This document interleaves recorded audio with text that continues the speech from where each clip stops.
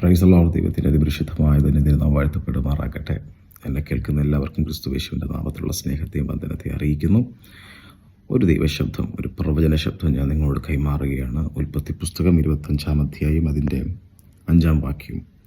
എന്നാൽ അബ്രഹാം തനിക്കുള്ളതൊക്കെയും ഇസഹാക്കിന് കൊടുത്തു.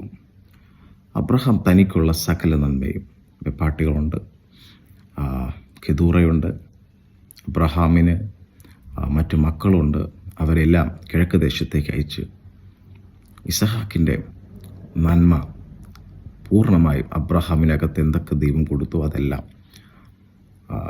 ഇസഹാക്കിലേക്ക് അബ്രഹാം അനുഗ്രഹത്തോടെ കൈമാറി. 120 സംവത്സരത്തിന് ശേഷം അബ്രഹാം മരിച്ചു. ബൈബിളിങ്ങനെ പറയുന്നു, അബ്രഹാമിൻ്റെ മരണശേഷം സകല അനുഗ്രഹങ്ങളും തൻ്റെ മകനായ ഇസഹാക്കിനെ ദൈവം അനുഗ്രഹിച്ച് ഇസഹാക്ക് ബെർലഹൈ റോയിക്കരൈ പാർത്തു. നിങ്ങളുടെ ജീവിതത്തിൽ കഴിയുന്ന ആളുകളിൽ ദൈവത്തിൽ നിന്ന് വെളിപ്പെട്ട ശബ്ദങ്ങൾ, അതിൻ്റെ കാലഘട്ടമുണ്ട്, അത് വെളിപ്പെടാനൊരു കാലഘട്ടമുണ്ട്. അത് പൂർവാധികം ശക്തിയോടെ ആത്മാവിൽ അതിനെ പരിശുദ്ധാത്മാവ് ബലപ്പെടുത്തി ആ അനുഗ്രഹത്തെ ചില ദേശങ്ങളിൽ പാർക്കുന്നത് പോലെ, ചില ദേശങ്ങളിൽ കാൽ വയ്ക്കുന്നത് പോലെ, ചില ദേശങ്ങൾ അവകാശമാക്കുന്ന പോലെ പരിശുദ്ധാത്മാവ് മാറ്റാൻ പോവുകയാണ്. വിശ്വസിക്കുക.